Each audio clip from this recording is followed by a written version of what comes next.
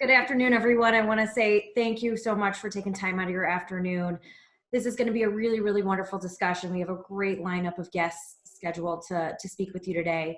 I'm really, really proud to welcome all of you here. This is the fourth season of the Chicago White Sox Game Changers event series.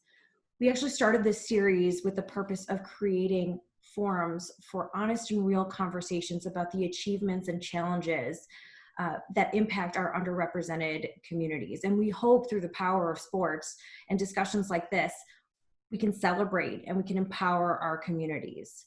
I want to take a quick moment and just say thank you to our wonderful partners at Modelo Especial and Saint Xavier for helping us bring these discussions to life.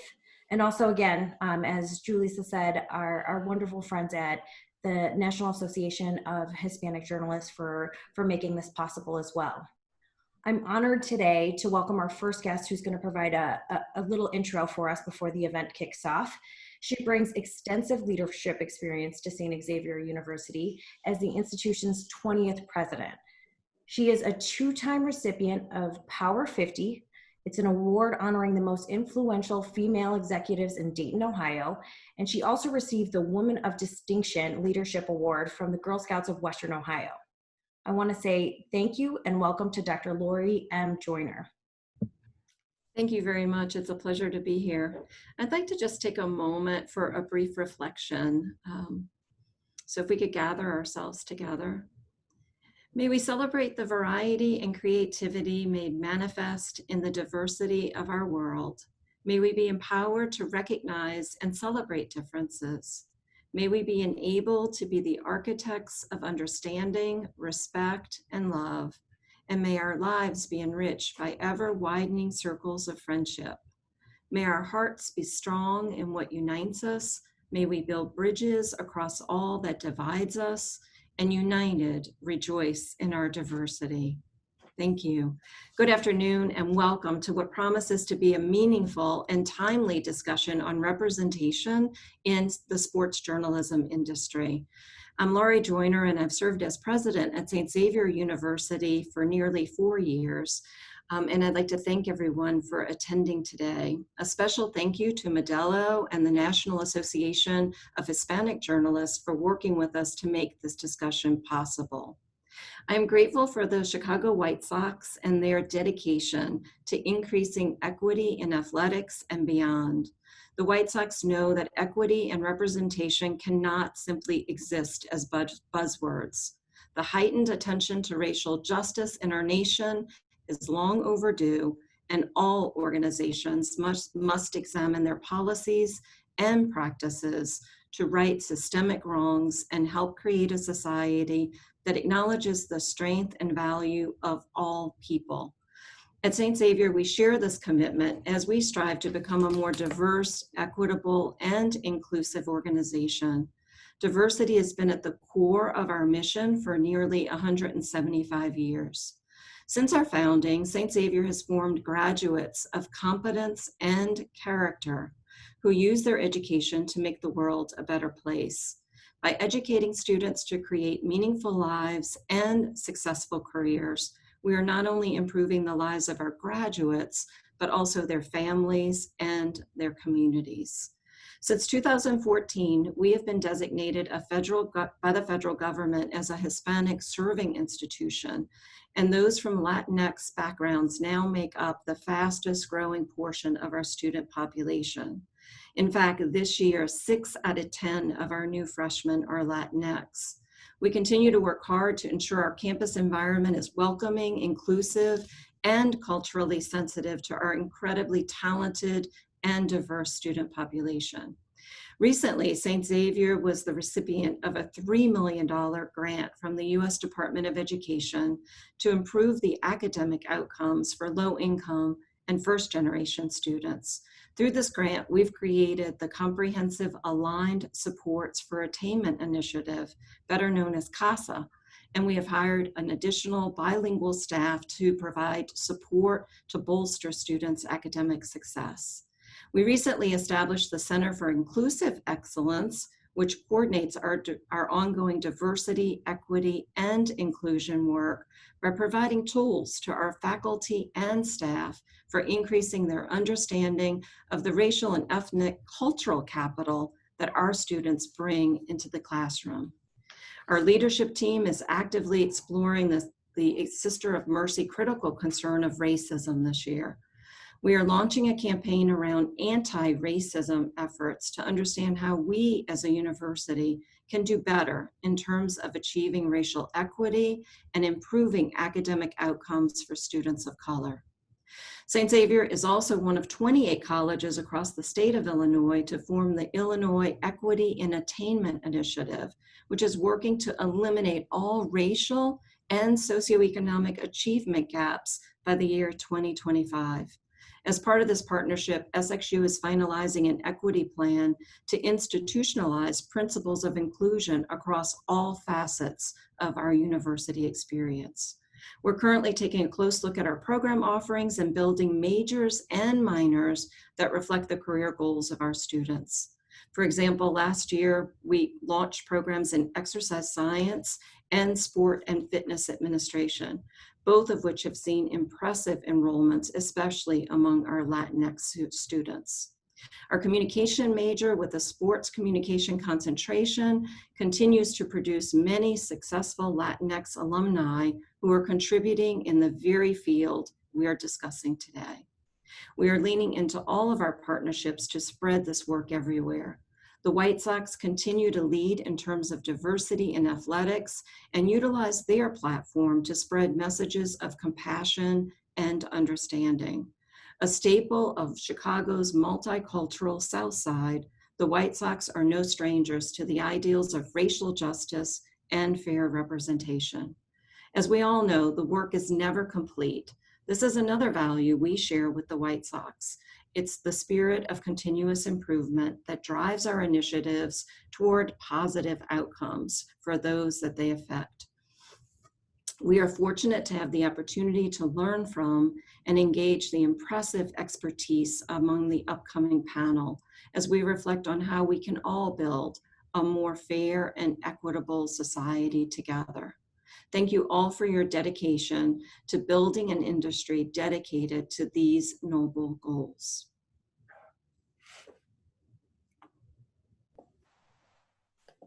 Thank you, Dr. Joyner. At this time, I'd like to introduce WCIU bilingual news reporter and VP of the Chicago chapter of the National Association of Hispanic Journalists and good friend of mine, Diana Gutiérrez. Hello, Diana. You're on mute, girl. Excited. There we go. See, that's what I'm talking about. These Zoom chats, right? These Zoom meetings. No, guys, thank you so much, Julissa. It's a pleasure to be here. And just so we're all on the same page, we're here for the Latinos Reshaping the Sports Journalism Industry event. Big shout out to everyone who is participating. Attendees, before I introduce the panelists, I just want to remind you that you can submit questions. Just go ahead and send them to CWSPR in the chat, and then we'll be able to filter those and get those at the end of the entire series, right? So first, let's go ahead and introduce Hugo Balta, News Director and EP at WTTW Chicago PBS, former Director of Multicultural Content at ESPN. We have Antonieta Tony Collins, ESPN Sports Center anchor. We have Ileana Limon Romero, Orlando Sentinel Sports Content Director. And last but not least, we have Billy Russo, Chicago White Sox Spanish Communication Manager and Interpreter. Thank you so much all for joining. And I guess a little icebreaker that we can do here. Let me know your favorite, most fun sports journalism moment. Well, I'll start. I had a great career with ESPN, and one of the things that I'm most proud of that really speaks to what we're going to be talking about this afternoon is One Nación. One Nación was this celebration of sports and culture that once a year teams from both ESPN Deportes, across all platforms produced, and it was bilingual. It was English and Spanish, and it really looked at the different sports, of course, the newsmakers around sports, but also talked a lot about how sports, very much like music, like art, like food, is a unifier. it really builds bridges between people that are often separated by language, separated by ideology. So it was a wonderful program. It really spoke to the work in the diversity, equity, and inclusion space that ESPN did at that time and continues to do so. So for me, it was One Nacion. I'm going to piggyback off because I was able to be part of One Nacion when Hugo Balta was with us at ESPN. And honestly, guys, I'm going to be so corny. That was one of it. But every day that I step foot on that SportsCenter set, I do not take it for granted. And that is honestly my constant reminder of que estamos aquí, que nuestra gente está aquí. And it's a dream come true every day, honestly. I appreciate it so much. I think it's just, I mean, for me, it's just gratifying having the chance to be in a ballpark every day, you know, being that connection between the players, the Latino players and the fans, just to let the fans know what the players think, you know, their emotions in any moment, and just to fill that gap that sometimes because the language exists. And you know, it's like Antonieta said, it's a dream come true every day, just having that chance to contribute, to, you know, represent our heritage and to be able to connect with the fans and you know, with the players. You know, sometimes we see players doing great things on the field or in any area, but we miss that communication. We miss that something special that for us Latinos is important, because there are a few things that we can describe just saying in a foreign language. We need to express ourselves as we know and as we feel comfortable. Then I think just having the chance to be that bridge is really important. And like I said, it's just gratifying to be in that place, and, you know, be working for the White Sox, the organization that gave me this chance is very, very emotional for me. So for me, I think I started off as a reporter, and I still think having that opportunity to be out there to talk with people and to tell those stories is what's really meaningful to me. I supervise a team now of journalists at the Orlando Sentinel who also have those opportunities. It gives us a chance to tell stories about our community, and that's what I love. Just being able to tell those stories and to shine a light and ask questions and sort of share insight from a different perspective than maybe other people see, and to bring, you know, voices and stories to the forefront that are maybe missed without that full representation. So that's what brings me the most joy, just the work that we get to do every day. Yeah, absolutely, guys. Thank you so much for sharing that. We're going to dive right in. Obviously, we're here to talk about the good and the bad, the how did you get here? How did you overcome? So one of the first questions I have here, and you know, it's almost hard to talk about because we don't really talk about our challenges, right? We always see people posting like, hey, I did this and this is the promotion that I got, and you never see the behind the scenes work that people put in. So if any of you guys wants to start with this question of what are the challenges that as Latinos you all faced in the perspective of a Latino or in the industry that you're in? You know, look, I'll continue. I think it's something that is not unique just to sports journalism, but across the board when you talk about media and really every platform, primarily on television. And that's that you're often either the only one, meaning the only Latino in that newsroom, the only Latino in that editorial meeting, the only Latino covering a particular sport, or you're one of only a handful or the only one person of color. And that really adds a lot of pressure, especially for young journalists that are often put into a situation where they are pretty much ordained as being the expert for their particular group, whether you're Latino, African-American, LGBTQ, women. And so I think that's the biggest challenge, because often what we need to do is not only do a great job as journalists, but also do a great job as ambassadors. And I think, you know, Hugo Balta at 25, really overwhelmed at that situation. Hugo Balta at 50 feels very comfortable at being uncomfortable, and certainly organizations like the National Association of Hispanic Journalists has helped me feel comfortable in those uncomfortable situations, because they are learning moments. And of course, what we want is to not only advance our particular perspective and experience as Latinos, but we also want to collaborate in advancing stories from the perspectives of a journalism, and in particular sports. So I think for me, that was the biggest challenge. I think, unfortunately, it continues to be the challenge. As someone that has devoted half of his, the work that I do has been concurrent with the work that I do with NHJ. We're not better off today than we were 35 years ago when the organization was founded. That is to say, there are more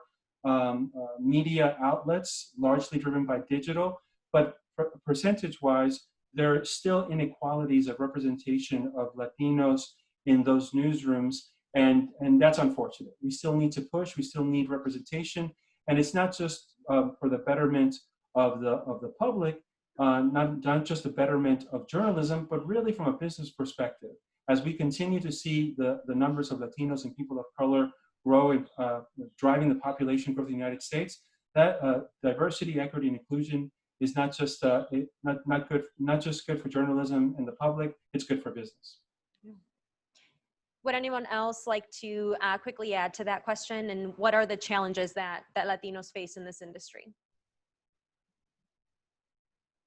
I'm the only Latina sports editor and newspaper in the United States. So that just doesn't happen anywhere else. And so my commitment through my work through NHJ with Hugo and with others has been to change that, to find ways to make sure that there are access and opportunities for Latinas to be able to move into these roles, to be seen as people who have the background to be able to do all the things that they pursue, because we work hard and we're talented and we need to be in the conversation. So I think that's really what's missing. I also feel pretty strongly about access to opportunities for people coming out of school has been a big challenge, and then access for people to move up in the industry once they're there without the benefit of a lot of different diversity journalism groups.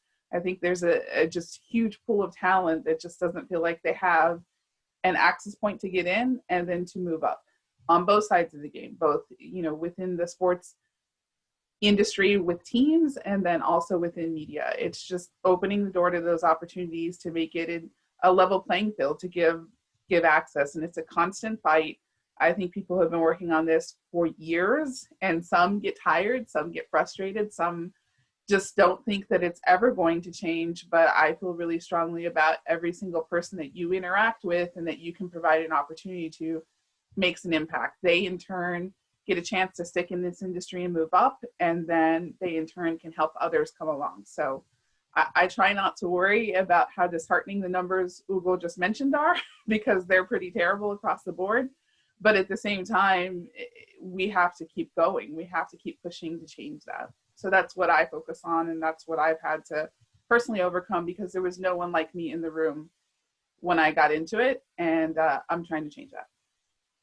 Yeah, absolutely. And maybe Antonieta or Billy, you can answer this next question. We know that Latinos are a big group, right? We're growing in terms of US population and numbers, but why is there that lack of representation? Is it because little Tony was like, oh, I don't see anyone that looks like me, therefore I may not want to follow my dream in that way? Or, why do we see this kind of lack of diversity and representation in these roles?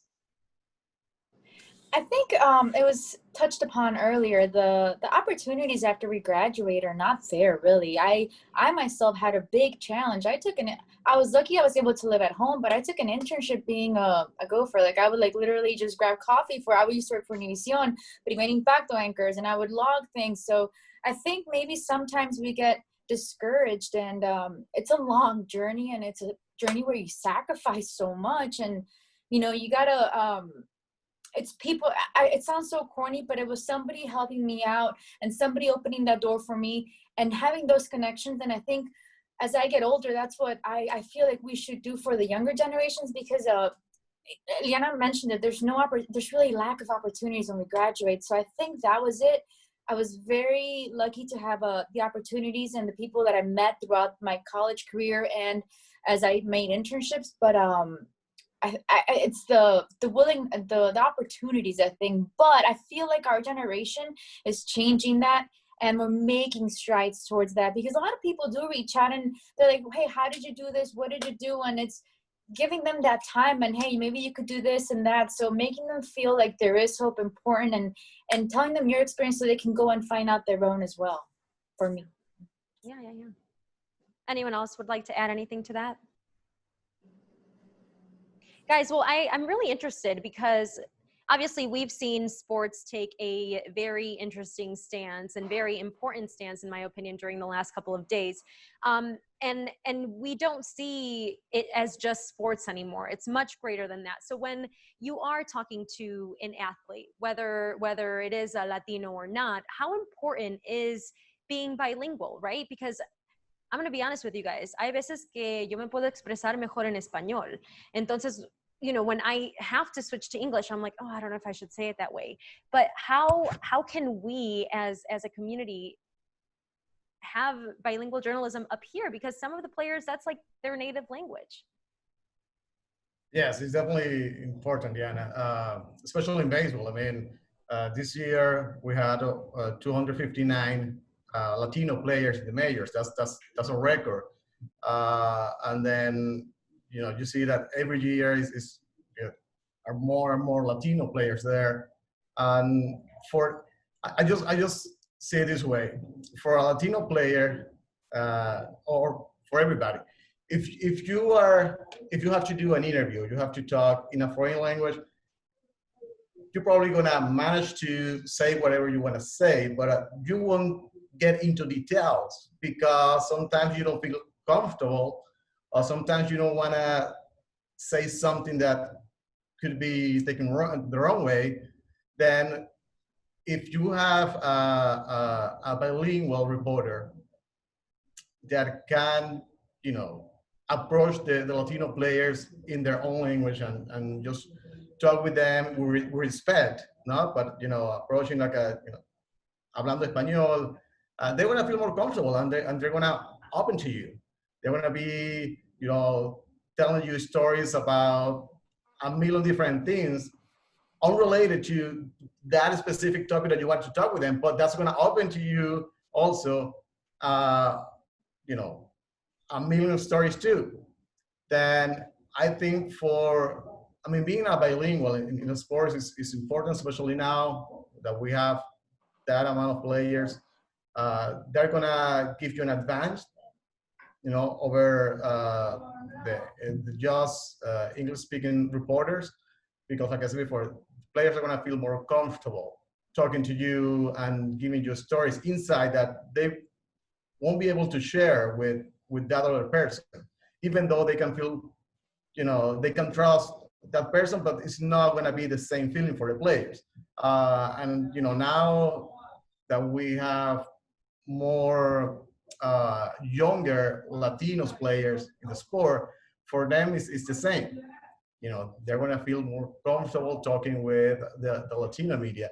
But at the same time, the bilingual or the Latino media have to be careful, because even though they wanna make they have the chance to make a stronger connection with the players, they have also to understand that it is a responsibility for them. They're going to be, I mean, they are reporters. They won't be the player's friend. And that's very important, because sometimes you can see that the you know, guys that feel like, oh yeah, this guy is you know, is very friendly and he likes to talk with me, and they start to think, oh, he's my friend. No. I mean, you have to take advantage of the opportunity, but knowing that you have a job to do. And whenever you have to report something that goes wrong or goes wrong, then you have to have that judgment there, and you have to differentiate that. Mira, para mí simplemente hablar el español en Estados Unidos no es un lujo, es una necesidad. Y si hay personas, incluyendo las personas en este programa, que no entienden lo que estoy diciendo, la pregunta no debe ser ¿por qué no está hablando en inglés? La pregunta debe ser ¿por qué no entiendes el español? we have more than 60 million Hispanic Latinos in the United States, of which 40 million speak Spanish, are bilingual, are bicultural. So when you talk about sports, beginning with baseball, how can newsrooms not have bilingual journalists? They are not able to achieve their job if they're not bilingual. And I'm not just saying about Latinos. I'm saying about the skill set of being able to speak in Spanish. At WTTW News, one of the things that we do, and we did it also at ESPN, was we're going to talk to you in the language you feel most comfortable with, what that you feel, as Billy mentioned, that you're going to express yourself the best, because we want you to come across as who you are. And sometimes what we see is our sports figures that are doing the journalists a favor by providing them an interview in English, and sometimes they're taken advantage of, whether they're on television or misquoted, and they come across as unintelligent. That is inaccurate and unfair reporting. So really, the notion of newsrooms not having bilingual journalists, and I'm not just talking about the forward-facing ones, not just the reporters, but also the producers, the back office, in order to actually be able to assertively cover a sport, that's irresponsible. Una pregunta, nada más going off of that too. Guys, what about the players' thoughts, right? I don't know if any of you have been able to have conversations with athletes, porque cuando te guardas algo, especially during COVID, and this is one of the things that I brought up to Julissa, where we have a lot of stuff going on. You want to put out your cause, right? You want to put out your mission. You want to talk to someone about what's going on and how you want to help people. Y no se puede porque la gente no te entiende. So that takes a mental toll. And, you know, and if I put myself in that position, I'm like, you know what, never mind. I'm not going to say anything. It's whatever. It's cool. I'll just get over it. Like, have you guys had those conversations with players and athletes, or have you even, you know, tried to start that?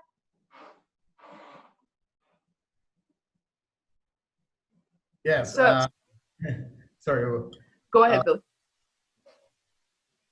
Yeah, players, and they tell you, hey, I would like to say this. I would like to, you know, have my voice in this particular issue or topic. But for them, it's difficult because I think they're afraid, like I said before, to say something that can sound like a not political correct at that moment, and then they're going to be misquoted or something, and then they just prefer to, you know, don't say anything, at least that they see themselves forced to do it. But if they're their choice, they will prefer to avoid those topics and just focus on the things that they can manage. I mean, for them, they would like to learn English and being able to do interviews and interact. You know, normally in the society, you know, we just going to a restaurant or something, but they just feel afraid. They just feel afraid because they've seen what happened with people that, even with Americans, that say something that doesn't sound political correct, and then with all the social media around, everybody just jump onto them and start saying not very good things, and they just prefer to avoid that. In Orlando, we have some athletes who both speak Spanish and some who speak Portuguese. We've done our very best to conduct interviews in those languages and to encourage them. I think because of the support from their teams and from the community, they feel really strongly also about trying to reach their fans in English. So one of the obligations we feel when they decide to do that is to address the issue that Hugo brought up, which is to make sure that we're honoring that when we're quoting them, our obligation is not just to quote the exact words that they say. That is a tenet of journalism. Of course, we honor that, but at the same time, there's also a spirit there that you can clearly tell what the intent is, and to make sure that we do not make them look less intelligent. There are athletes I know here that speak 4 languages. I do not speak 4 languages. They are intelligent, they're bright, they're talented, and so we try to make sure in everything that we do that we honor and fully and faithfully quote them and put them in a context that makes sense. Because we're not trying to misrepresent who they are. We're not trying to misrepresent them to an audience that does us no purpose, that doesn't serve our community. So it's not necessarily changing their quotes, but putting them in an environment that makes them feel comfortable and helps them tell the story, and not just using the first round of quotes. If they decided to speak in English, they really wanted to put themselves out there, then we work and edit and use the, you know, the amount of quotes that are available, or we do some paraphrasing just to make sure that we're representing what they're doing, at the same time not making them look, as Hugo said, not intelligent. I think that's really important. Yeah. Antonieta, I have a really quick question for you. And I'm curious too, what your process of telling stories, writing stories is, whether you're working with a producer, if you're doing it by yourself. Do you have to sometimes, because I'll be honest, it happens to me too, where I'm like, okay, déjame ver si esto es en realidad lo que dijo la persona, right? Because when you're translating and you're getting information and you're on, you know, you have a deadline and you have to go live and whatever, everything kind of comes together. I mean, there are times where you kind of have to check yourself too. And this is for the future reporters or the journalists who are watching right now.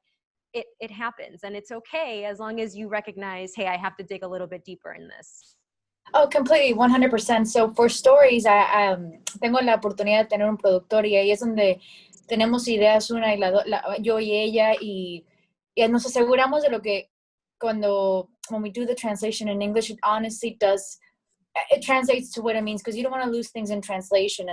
And when it comes to like Sports Center, that I've had to do translations live, it's a little bit more difficult, and you have to learn. I mean, my kudos to Billy, because it's like, whoa, everything's going so fast. But you know, you try, you truly translate to what the person and the subject is trying, or the interviewee is trying to say. And if you make a mistake, you know, I think just being authentic, you know, authenticity is palpable. The viewer knows it, and you will understand, hey, I made a mistake, but let me rephrase this, and let me say, you know, as long as you take count of yourself and you're authentic, and you could see that, you know what I mean?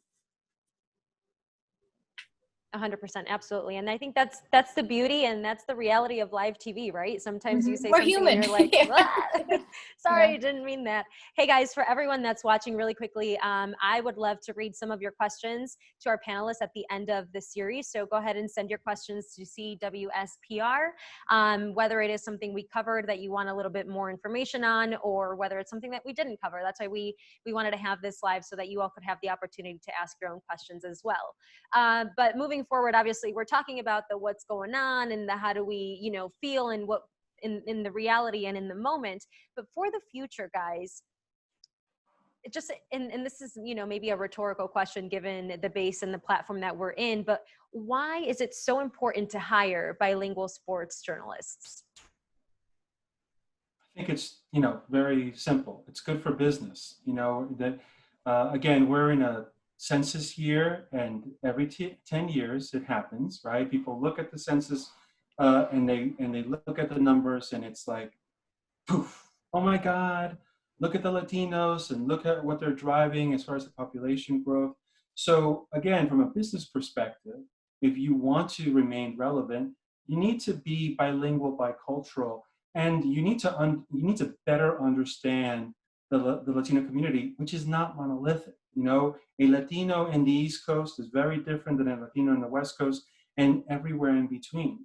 So it's about language, it's about culture, it's about also the nuances of the meaning of certain words in Spanish that are key words to members of that particular community, whether you're Puerto Rican, Mexican, Venezuelan, or like myself, Peruvian American. And then of course there's the second and third and fourth generation Hispanic Latinos that are English dominant but are bicultural, and maybe they don't speak Spanish fluently, but again, language is how we self-identify, and so maybe aprendieron el español de sus abuelitos, sus abuelitas, saben unas cuantas palabras, but they know that when you integrate those words, hey, you're talking to me in English, but you're dropping a couple of words in Spanish because that's my experience. So really, I mean, simply put, if you're not doing it from a journalism standpoint, which you should be, and if you're not doing it because it's what's better for the consumer, the public, then do it from a selfish standpoint of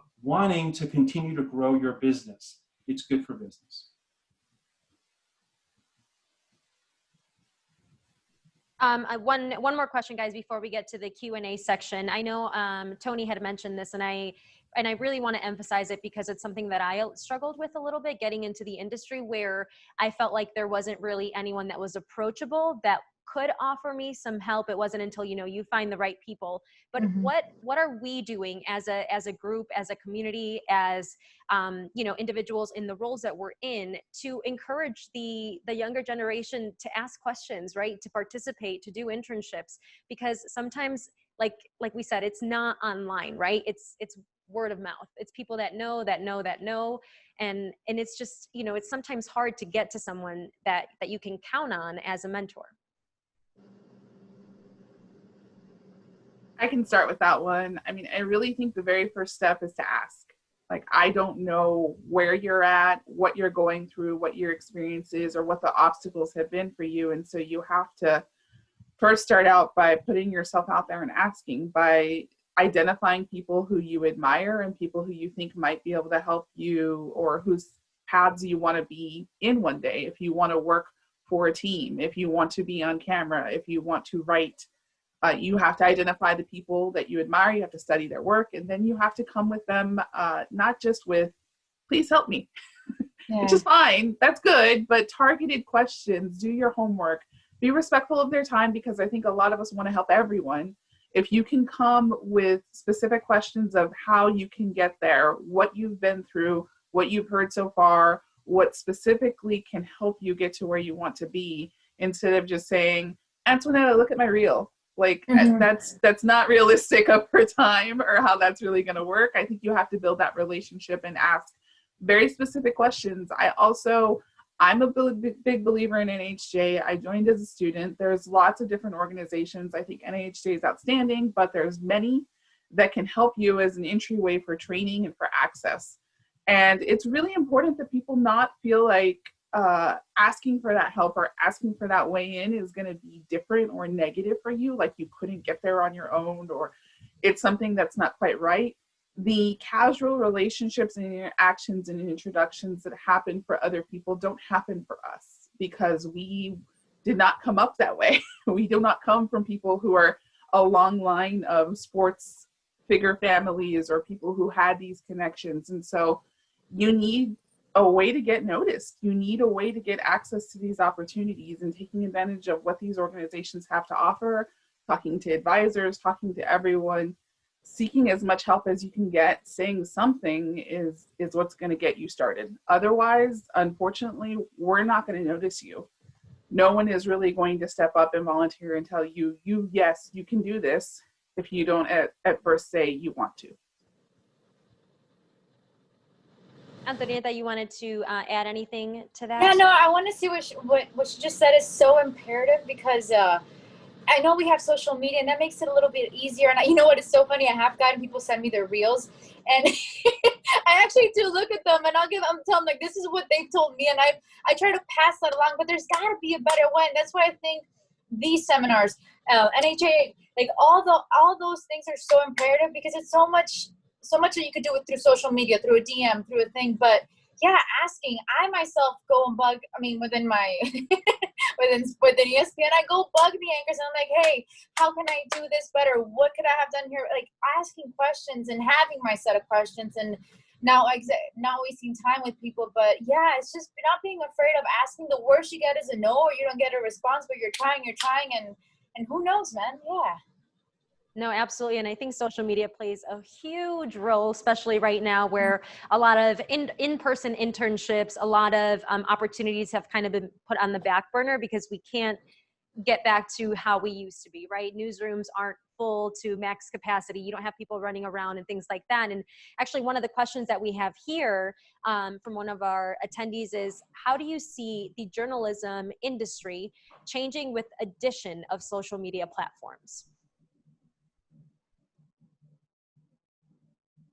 I'll tackle that, rather really quickly. Social media, in its infancy, and sometimes now, is being used as a way to bait people into going to the platform where you want them to either read, listen, or watch your content. But in truth, studies show, and they have been showing, that social media is a one-stop shopping for consumers looking to get their news and information and entertainment. And there are nuances between what you're consuming in Instagram versus Facebook, Snapchat, Twitter, etc. So it is on media companies, especially legacy media companies, to really have a better understanding of the power of social media, more than just a marketing tool, but really understanding about the importance of producing native content for users that are going specifically to those different platforms for their news, information, entertainment. If they don't do that, if they don't have members of their staff that understand how to, from ideation to execution, produce content, package content, deliver content across social media, then you're looking very flat-footed and very quickly looking irrelevant to an audience that, a potential audience that will help you grow your business. Yeah, absolutely. And we kind of talked about this. This next question here, we were just chatting about it. And it is, what is the best way to stand out among other candidates? Now, of course, we said, don't just be like, don't just DM people and be like, hey, look at my stuff. Otherwise, maybe Tony will look at it, but I don't know about other people, because I've gotten a lot of just read messages, right? No reply. But, do you say, hey, I've worked on these 3 stories. These are the top 3 things I'm proud of. How do you make yourself kind of stand out?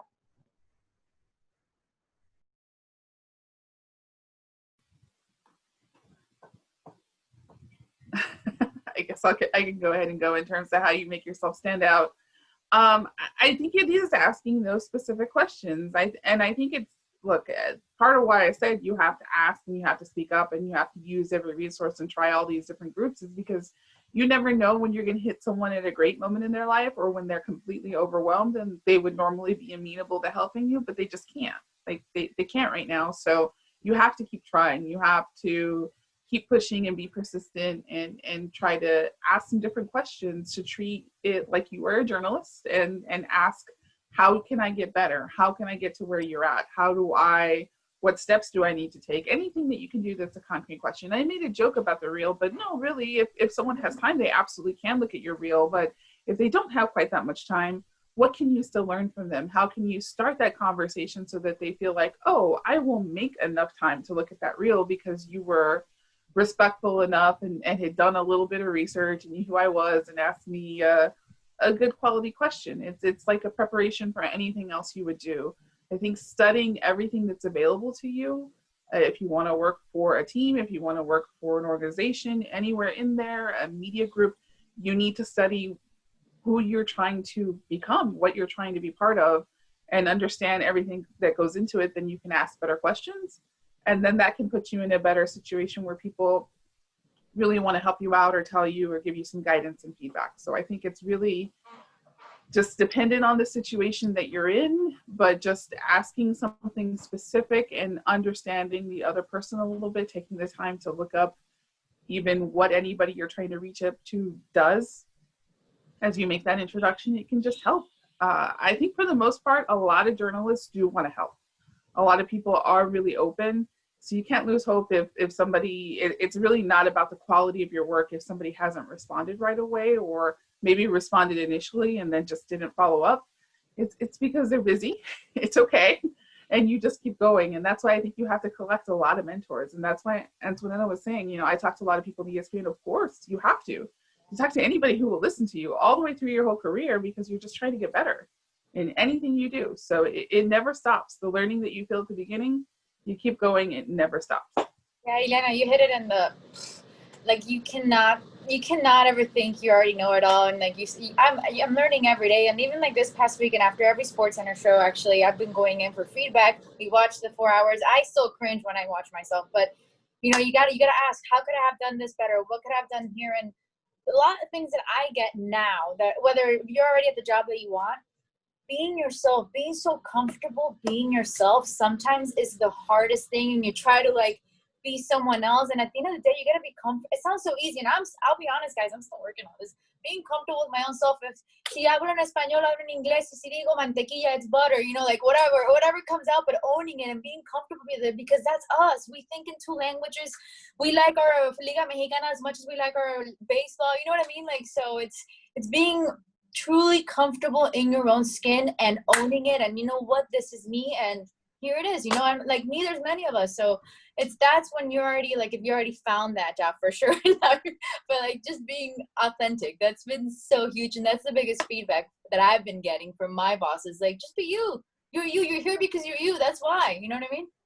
Yeah, no, absolutely. And it's okay if it doesn't come to you right away. Like Antonieta said, you know, we're still figuring it out, especially, I know it's a little different if you are behind the scenes, if you're a producer, but if you're an on-air personality, you gotta give it all, or just, you know, take a moment to recollect yourself, because people will be able to notice and will be able to tell if there's something a little suspect, if there's something a little phony. People will be able to see that. They will be able to see that.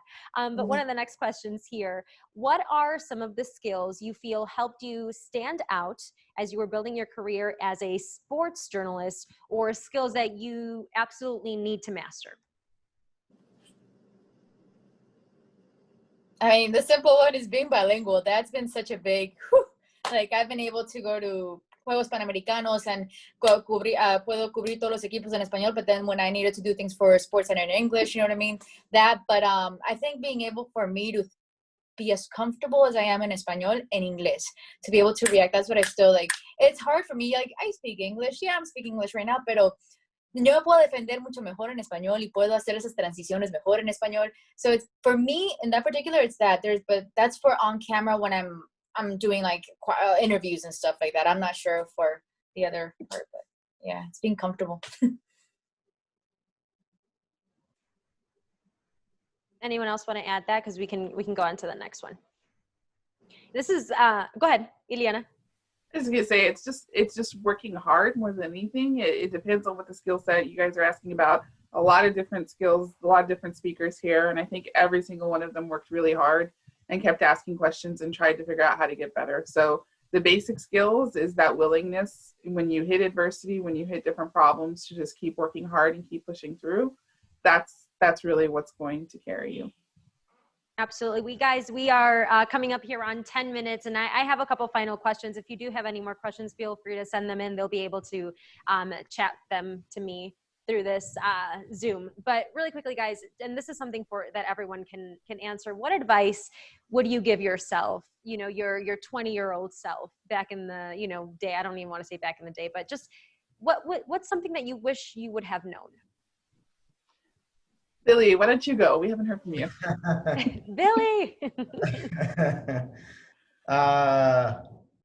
Just what I will do, what I will change, just be more open to learn a new language.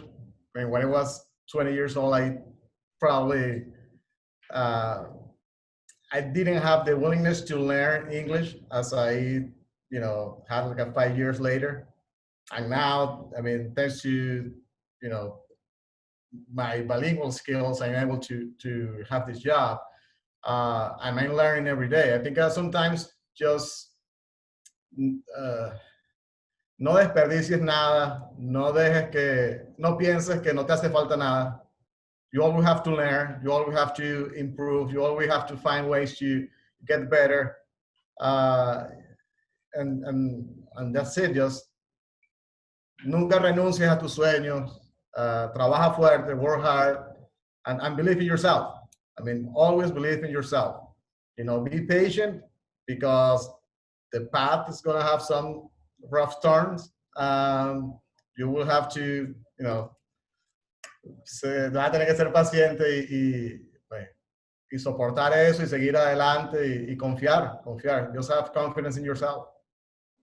I knew you were saving that. You gave me chills. You guys, I mean, it's just, that's so true. And I don't even know, you know, if we can add anything to that, because you literally said it all, Billy. It's beautiful to see what patience, determination, perseverance, all of that, and then a little bit of the Latino spice, right? That can add to your journey. Is there anyone else that would like to add? Tony, you're yeah, no, it's just that for me, I think that we do belong here. You know, I remember watching and reading, and I wouldn't see many of us, but we do belong here. It's going to be hard work. It's going to have a lot of sacrifice, but it's so worth it. It is such a privilege. I think we all can agree to have the opportunity to tell stories, to tell las historias de nuestra gente that, gosh, it's a crazy journey, but it's so worth it. And I feel like Iliana, Billy, Hugo, everyone here knows that, like, it's ups and downs, but when you think you can, you gotta get back there, because this is huge. It's just following your dreams is, why not you? You know what I mean? Like, we belong here too. So I got so corny about that, but Billy said it, man. Billy said it all. It's true, man. It's totally true. It's not corny. It's accurate. And I think it's really important that people keep saying and keep hearing it. I think I would tell myself that the plan doesn't always happen and doesn't really matter. And I think it's really important for young people too, or people who are mid-career. You look around at the people who came along with you, who may have been coming along at the same time. They're not on the same path, and maybe they're way ahead of where, and you think you should be there, or you're wondering why it wasn't you, or you're wondering why that didn't work out, or how come they got it so easy and they just jumped ahead. It seemed like 10 steps in a blink. Don't worry about that. That is happening a lot right now. And I think in particular, amid the pandemic, there's been a lot of odd hires and different openings just because of luck, of circumstances. You can't worry about that and can't assume that it means something about you. The path is different for everyone. There is no one way to your dream. And just because the path you had in mind that you thought for sure would get you from this step to this step to this step to Sports Center, or this step to this step to this step to this paper, or this beat, or this opportunity, or this role with this team, that doesn't matter. There's more than one path, and don't worry. Guys, I have one final question here. As a Latino, working hard is second nature for us, but even with the success that all of you have achieved, do you still feel the pressure of having to work for everyone else, having to put in maybe those extra hours of translating stuff or researching things? Look, I'll tell you off the bat, and everybody here, and even people who are listening, I'm sure you as well, we know we have to do our jobs not just 25% better than the person's next to us, not 50, but 100% better. And that's just to, get to the same place of equality to a certain degree, right? When we start the race, we're not starting at the starting line. We're starting, half a mile back. So, but I think that, again, it's about how we frame the situation. It's challenging, yes, but there's opportunity in those challenges. And when I listen to Iliana and Tony and Billy, listen to you, they are all inspirational and aspirational. And I'm really hoping that people that are listening to us in this workshop, whether they're students, entry level, mid-career, what have you, really understand that. Look at them speak. I mean, they're as passionate today as they probably were when they were studying journalism. And you have to have that passion, and you have to have thick skin, because you know what? There are going to be a lot of people who are going to knock you down, and you can't be one of them. You cannot be that one of the people that's going to say, I can't do that because there's a language barrier. I can't do that because there's a gender barrier. I can't do that because I'm Hispanic Latino. You need to be the one that says, I can do it, because and to steal a little sports term, they might have more talent, but I'm more hardworking. And when hard work and talent go side to side, hard work always wins. So keep going at it. Embrace that it's second nature for us to be hardworking, because that's what's going to drive you, especially as Tony said, when you're in the valley, you're going to need esa garra to get you out of the valley, to climb back up. And then when you're going up, that's what's going to help you, pace your competitors. I love it. Oh my gosh. Go ahead. Take it away. Go ahead. I'm done. I'm walking away. It's perfect. And I 100% agree with Hugo. I will say my dad always told me con ganas, to push always. That was true, but he does to this day. Now he sees my sister and I, who's in a completely different career, but working just as hard, and he worries he taught it too well. So there is a reality that you're gonna have to pace yourself. You are gonna have to be real with yourself and be in that for the long haul and bring that energy and bring that fight and not give up, but also know yourself. Take those pauses when you have to so that you can sustain. It's a marathon and you are always pushing. I've heard a lot of people talk about the translation burden, that it's extra work, that it's so hard, that it's not recognized. You know, for me, I've always loved it. I felt like it's an honor, an opportunity to make sure that our people are represented, but I recognize that there are other people who feel overwhelmed by that, and that's okay. I think you have to carve out your space and be good to yourself. Ultimately, it's going to take work. This industry is hard for everyone. It's not nice to anyone. It's just harder in different ways for different people. So, you know, I do think that as much as we say work hard constantly, that is true, that is required. But I do have to acknowledge that you do have to pace yourself sometimes and set some boundaries. Be good to yourself. Absolutely, guys. It has been such a pleasure chatting with you all, and I just want to kind of emphasize it one more time. It's, you know, you become comfortable with your story, and it's not easy coming on here, whether it is Zoom or in person, to share the challenges and the struggles that you faced as a journalist, as a producer, as, you know, what have you. And, you know, it's just so beautiful to see us be able to talk about it here in this platform. So thank you so much. Honestly, it's like I said, a pleasure to chat with you guys. And like my dad said, o tiras la toalla o te secas el sudor con ella. So it's literally, it's this or that. And if you really, truly love the power of storytelling and you have your Latinidad present, like we all said here, it shines through, and you are supposed to be where you are. And it's, you know, you work from here up. So thank you so much. I appreciate it. We are gonna wrap this thing up. If you guys have any questions, I'm sure all of our amazing panelists are available through social media. If you didn't get to answer your question here, go ahead and send it in a DM or anything like that, in an email as well. So we can also share that information later on. But thank you so much to you four, to Julissa, to the White Sox for putting this together. It's honestly beautiful to see this come together.